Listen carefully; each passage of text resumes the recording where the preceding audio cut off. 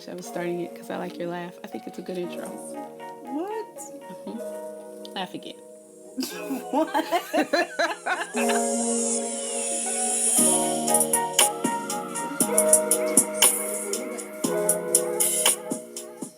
Welcome back to another episode of Empyreal Everyday Women. My name is Dr. D. And this is Ashley. And we're excited to have you with us for this episode. So I'm excited about the content this week, Miss Ashley. We're going to be talking about beauty and women's perceptions of beauty. I'm also looking forward to hearing who you've selected for the Empyreal Women for this episode. And then also we'll be talking about some good apps, phone apps for your tablet, whether it's an iPad or another tablet or your computer that may be particularly useful for your day-to-day life. And we'll end up talking about happiness, which has really already been a very interesting conversation. So we invite you to stay with us. Why don't you go grab, if you've listened to another episode, some boba tea. What is it? Boba tea. Boba tea. Go grab some boba tea and a snack, and we'll be right back.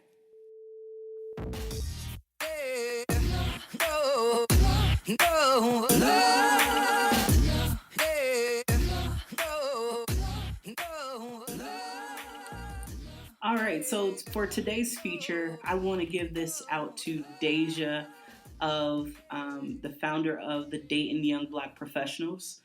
The reason I decided to go with Deja for today's Empyreal Everyday Woman is simply due to her compassionate heart. She has a heart for people in general, especially young people. I met Deja a few months ago. She actually came to Mount Calvary, and she introduced her organization, which again is the Dayton Young Black Professionals. And what I learned about Deja is that she is a native Daytonian. She decided to start the DYBP, to keep young Black professionals centrally located. Because as we know, people were leaving as soon as they graduated college for better opportunities, for more to do in the city. So she developed this organization to kind of combat that. This organization gives back to the community. And just to expound on that for just one moment, she was largely involved in the outreach efforts after the Memorial Day tornadoes. Also, DYBP provides networking opportunities for those same young professionals and more. What I've learned about Deja is that she is just simply an amazing person in our community. And the word I would use to best describe her is visionary. Deja sees beyond what is, and she sees what can and should be. And that's why I use that word to describe her. And that's why I think she's imperial. And so, Deja, look, we see you, we see what you're doing in our city, and we think you rock. And you definitely are an imperial everyday woman to us.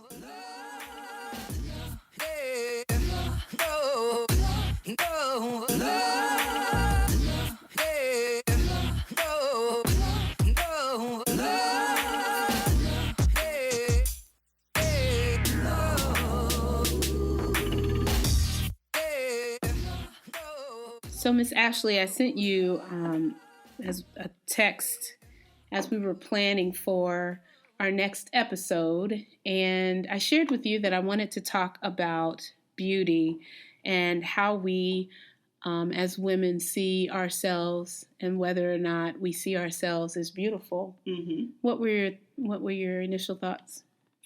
This is touchy. Because beauty it's such a thing right now.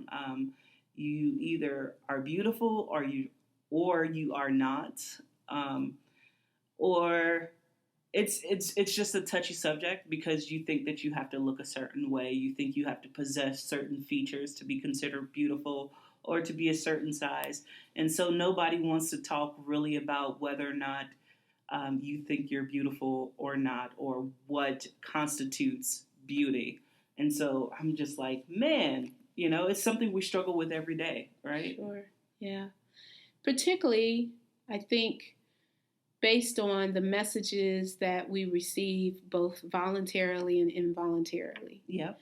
I try to keep myself surrounded by people who understand that beauty isn't just a certain size or a certain shade or a certain hair texture. And then I turn on the television or I pick up a magazine and I'm bombarded by images that often don't look like me. I do think you and I will talk about this again in a different subject, but I do think we oversimplify how the impact those messages can be on us, particularly as women. Mm-hmm. I know I often tell my daughter just to, ignore what the world says and always remember she's beautiful.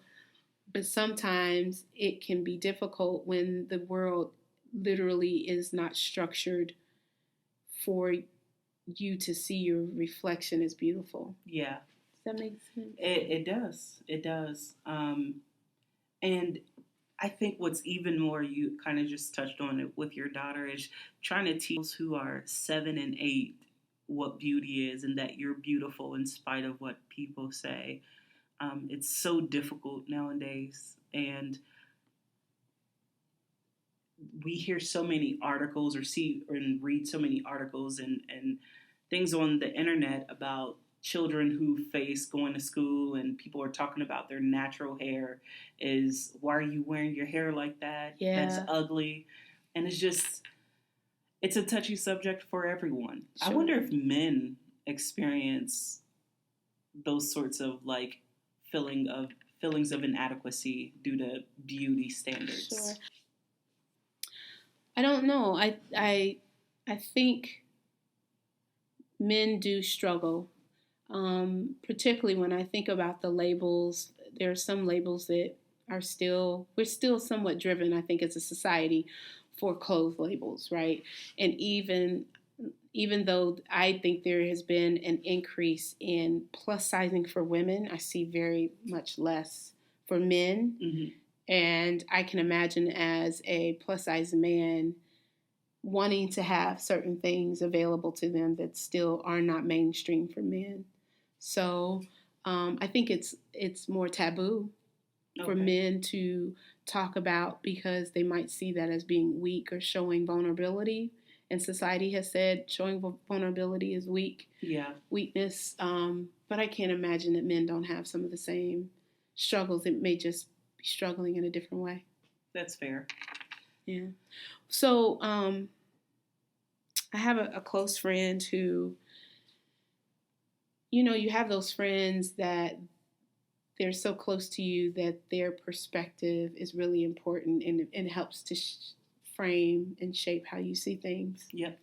And I have a friend who I once heard say that because God sees us, we are beautiful for the way that we are made because God made us. And no matter what society has said, no matter what comparisons we have found ourselves making, that the very nature of the fact that I am the only one that looks exactly like me, by default, that makes you beautiful. Just as in artwork, that unique piece of art, we are designed beings by someone who cared so much about us that even if there's similarities, there's something to us that makes us completely and utterly unique. And I don't know why, with my friend telling me that it just shifted how I saw myself from that day on. And so when this came up for me, I was really thinking, to be candid, wait. Okay. Right? Yeah. Because I do think society has made more space for things like hair texture, eye color, height, where it has not made space for weight. Okay. And somehow we as a society won't let go of the judgment of weight. I don't know if you saw, I hate to even say his name, but Bill Maher did this closing at the end of his show, and he said society needs to go back to fat shaming because people who are overweight should feel ashamed. And that was how he closed his show on HBO. And there have been people who have, clapped back.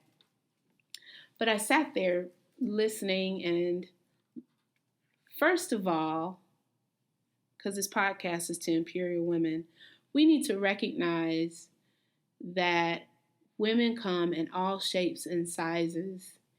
And because society, whether it's family or other institutions, has told us that we need to constantly be working towards a certain number on the scale, that we've made ourselves sick, either physically, emotionally, psychologically, because we have spent our lives on a lose weight cycle and pursuit. Yeah. To the point where when I was growing up, I didn't know, no one said someone can be attracted to you, not in spite of your weight, but because of it. That's true. I think I've learned that as an adult. I was going to go back and say, I just remember in high school working out like with a garbage bag on. So like the excess sweat helps you like lose weight and stuff like that. And number one, I just feel like curves are just hot. Number one, like I think curves are absolutely gorgeous. And it's, oh my gosh, this is such, like, I'm kind of on edge about the conversation, but people like what they like. And I think that we should strive to be healthy people, whatever that looks like. And I remember my last semester at Sinclair, I took a communications class, a public speaking class, and this guy did his speech on fat shaming and how he thought that they should bring it back. And it was because he was overweight and he had lost almost 200 pounds. And so he felt like we should bring it back so that people would lose weight. And so when you just said that about Bill Maher, it just kind of made me think about that. And I don't know how I feel about it. Just to be perfectly honest. Definitely, I don't believe that we should shame people, but that we should support people in trying to be healthy. And then to understand that not everybody's going to look the same and be okay with that as well. But I do think that we should promote healthiness and whatever that looks like. Sure. I struggle with shaming because the very nature of shame means to make someone feel bad. Yeah, for sure. And that is a vehicle for anything. I don't see where long-term growth has come from shaming. Change can come from shaming, but I don't know that growth comes from shaming. And when I think of growth, I think of being a better human. Yeah, right? Okay. I don't want to be shamed into anything, but I want to be encouraged into it. And whether that's having a healthy lifestyle or pursuing health, right? Yeah. I want to be encouraged into it. I don't want to be shamed into it. I think it's a lazy way of encouraging someone.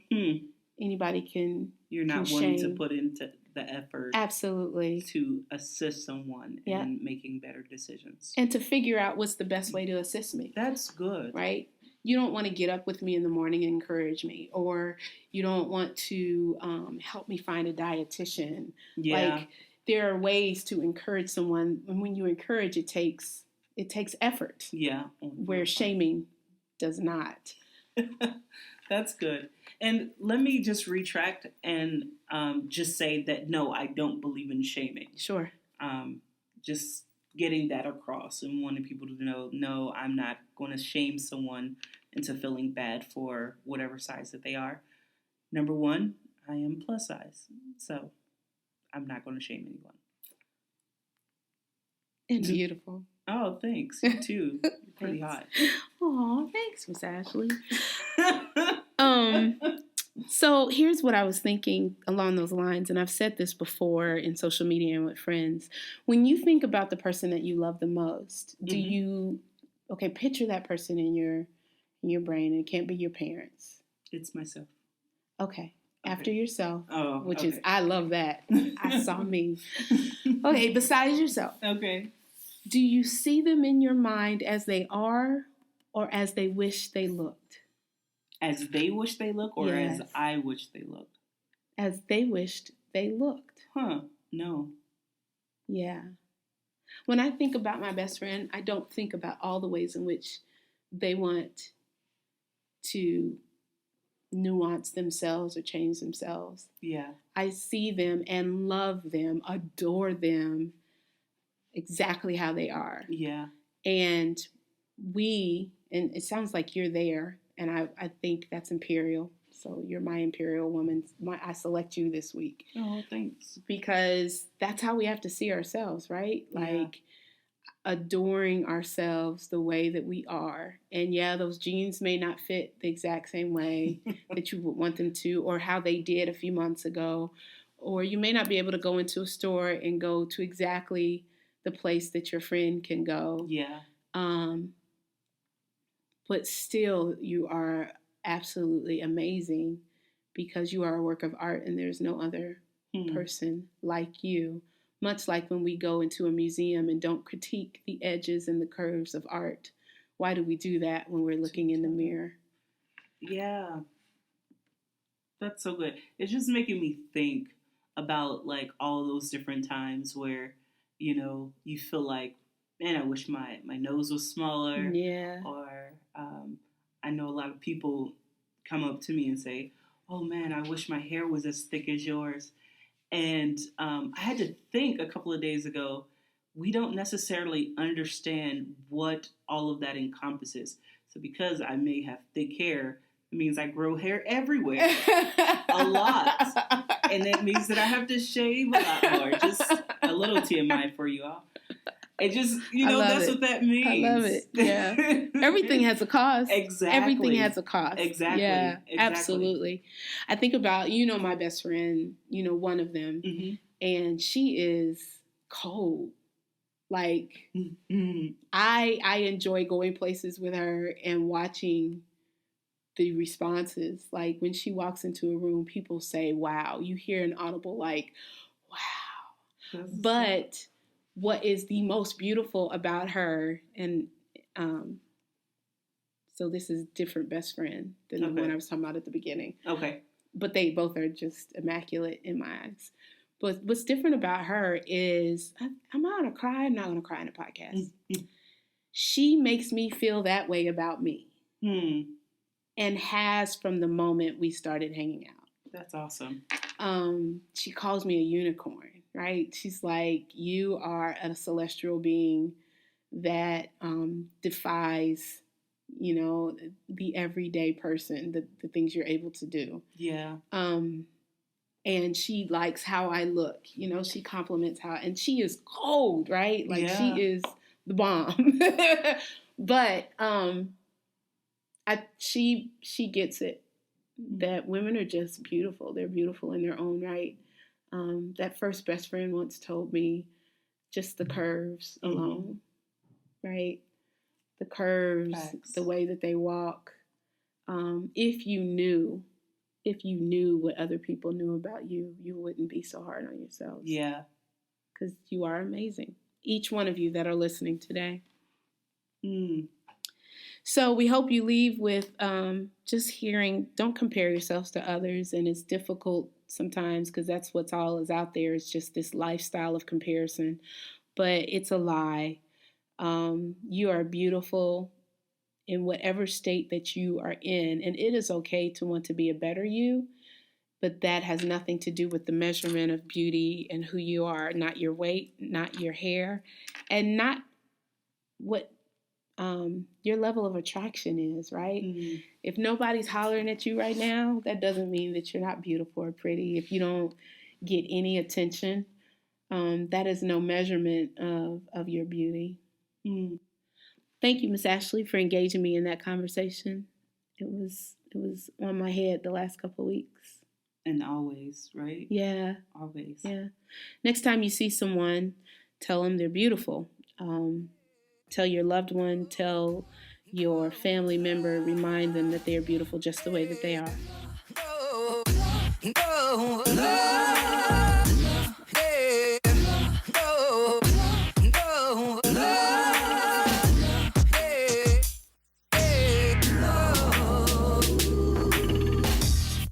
All right, Miss Ashley, we were supposed to talk about some tips for good apps on the phone or the iPad, tablet. Do you have any apps you love, you like? I do. So, because this is a woman's podcast, so my favorite app is the Period app. Oh, sure. Yeah. So I just don't keep up with that type of stuff. Okay. Like I just don't. I don't know when I'm about to start. There are telltale signs that I'm about to start, like maybe breaking out with acne or my back is killing me, or something of that nature. But I never keep track of it, and I haven't since I've had one. And so I started using this app called Period Tracker. Okay. And you can track everything on it. It lets you know when your period starts based upon the trends of your previous ones. It lets you know when you're fertile and when you're ovulating. You're able to keep track of moments of intimacy. You're giggling.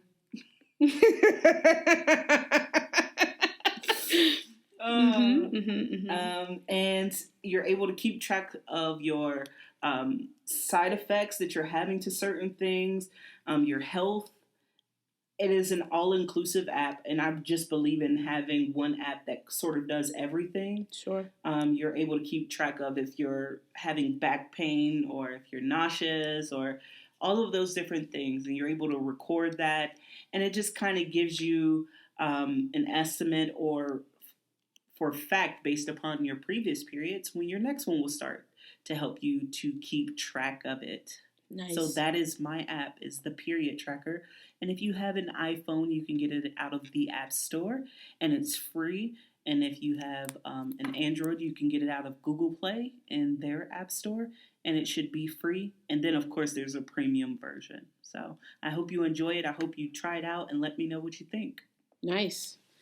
I'm going to give you a rundown. I got a couple of them. Sure. So one is Live Safe. It is actually a safety app, and I wish I would have had it when I was living alone. It has a way that you can make an emergency phone call to several numbers all in one tap. So if you hit it, it'll call a couple people as she's downloading it. So that, I think, would be, especially when I was single, I had I didn't have a garage, right? So I had to get from my driveway to inside the house, and yeah, sometimes I couldn't make it home before late, and it used to be I would call my sister or somebody, and they would just stay on the phone with me until I got in the house. But Live Safe is a good one. Also, Nextdoor is an app, and we use it in our neighborhood. It's a way that you can log in and be automatically connected to those in your neighborhood without them having your information, and you can post either alerts or questions. So there was a woman on here that posted, "Hey, I need someone who's reparable and trustworthy to clean my yard." And so the neighbors were able to make suggestions that way. Again, thinking about, as a single woman, that would have been nice when I lived alone to have this kind of Nextdoor app as to what's going on in the neighborhood. Facts. Another one that's we talked about, do they have to be apps specifically directed towards women. This isn't, but I do think it can be used in that way. And that is almost every burglar system has an app. So ours is ADT. Okay. And you can turn the alarm on or off as you're in your car. It also has a way to do the lights, the dimming of the lights and turning on the lights. So if you're going in the house, you can turn things on before you get in there, especially if you forgot in the morning. I also have an app called North Bulb. You can buy, this is a regular Target bulb, but it has a Bluetooth in it, and you can change the colors of the lights. Yeah. Or turn them on or off no matter where you are, which is really nice, even if I'm trying to like play around with the lights and do some mood lighting. That's funny. Last couple ones I'll mention is the Tasty app is really good. The Tasty app, you can actually put in ingredients or put in what you're trying to find, and it has the recipe and a video to go with it, which we've talked about how much I hate being asked what's for dinner. Right. So the Tasty app is really cool when I'm trying to figure that out. Last one, I think you're on. Poshmark? I am. Yeah, Poshmark has been helpful. When you find yourself having too much in your house and you've Goodwilled all you want to Goodwill. Yeah. Poshmark is really helpful. You throw some things on Poshmark and it usually will sell within a week or so if you have a reasonable price on your products. Can I give a rebuttal for the Poshmark app? Yeah. So my stuff, I have like tons of sneakers that I'm just trying to get rid of and stuff like that I've bought and I never worn, and I'm putting it on Poshmark. And a lot of people are just trying to like lowball me. Oh, they're trying to counter. Like really low. Like I have some sneakers that were limited edition. Wow. And I wore them like twice. And they're like, how about $60? No. Do you put on there price is non-negotiable? Because that'll help. Maybe I should. Yeah. Maybe I should put that on there. It's actually a option too. You can say, I think it's a clicker that you click on and off if you are willing to take negotiations. Okay. Thank you for that tip. No, I'm glad you brought it up. Yeah, I've been selling quite a bit of my things on there. And yes, that's a good app. Go follow Miss Ashley and get you some gym shoes. Follow us on all of our social media. It's Empyreal Everyday Woman on Twitter, Instagram, and Facebook. Let us know if you have any other apps that you feel like would be interesting for some women to know about.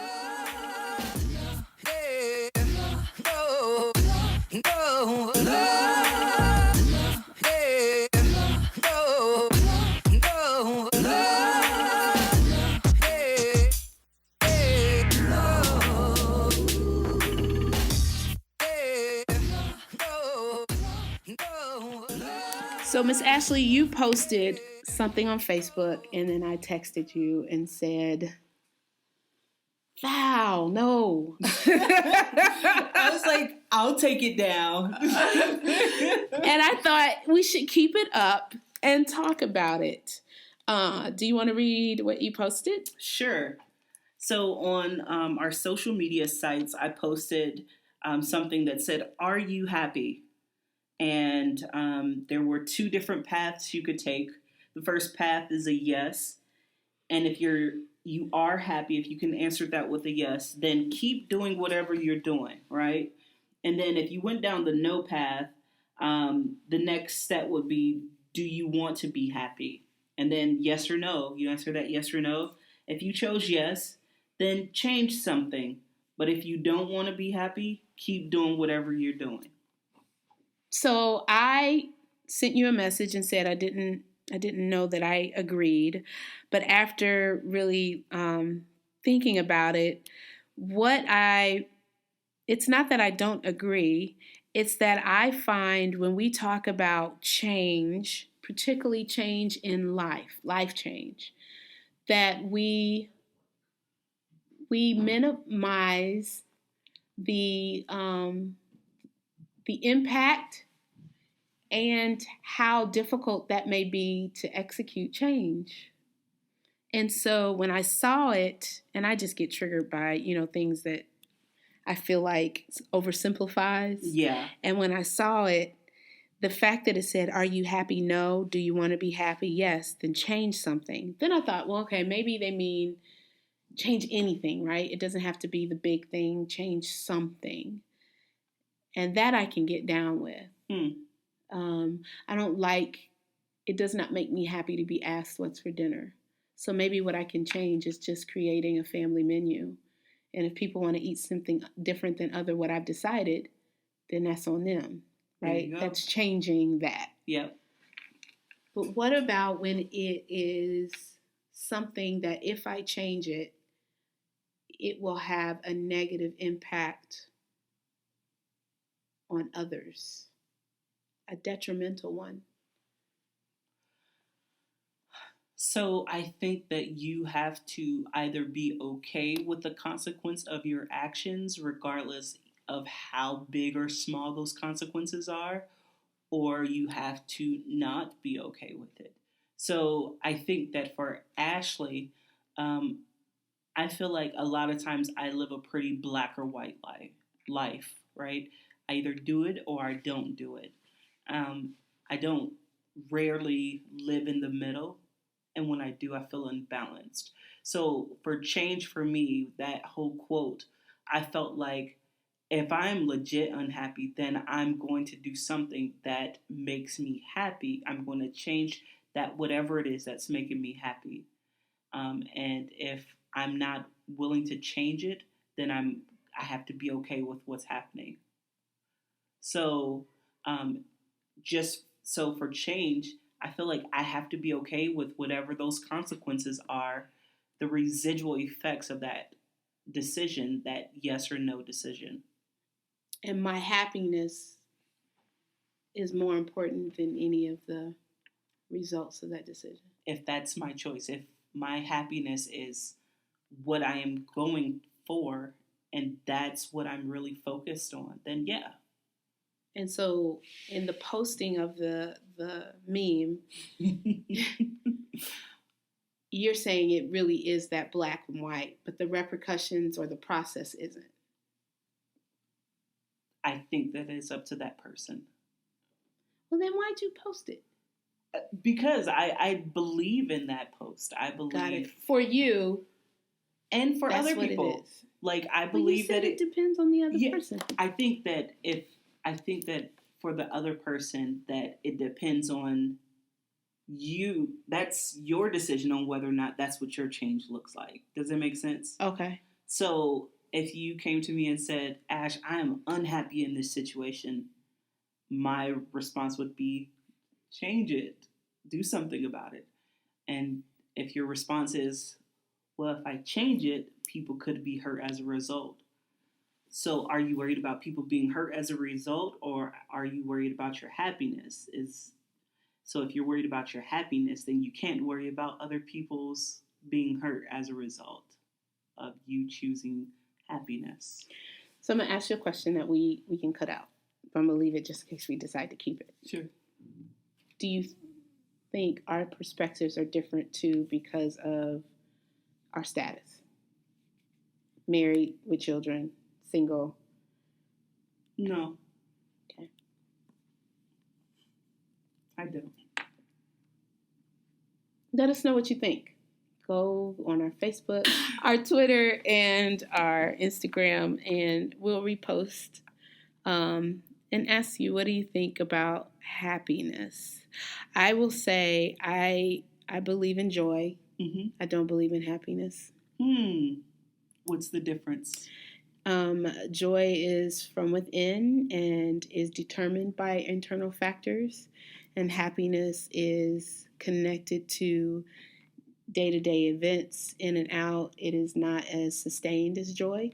Okay. And so I don't often pursue happiness because depending on the day, I could destroy my life or make it amazing. Trying to choose happiness. I guess the song does say, I get joy when I think about what you've done for me versus I get happiness. Yeah.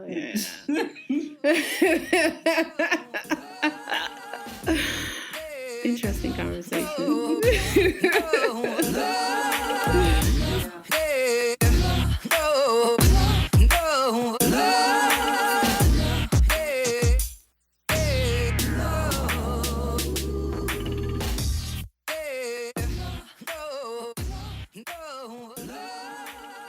Well, we want to thank everyone for joining us today. Thank you.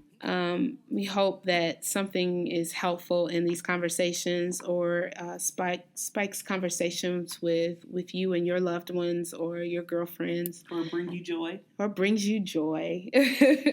I just want to remind you all that you are Empyreal because of how you look and not in spite of it. And surround you with folks who will remind you of that. There's nothing like a loved one or someone who loves you looking at you and telling you you are beautiful and knowing that they mean it. Sometimes it's helpful to have that reinforced in your life, but even if not, still know it. You are simply amazing. Miss Ashley, you're simply amazing. You are too. We'll see y'all next time.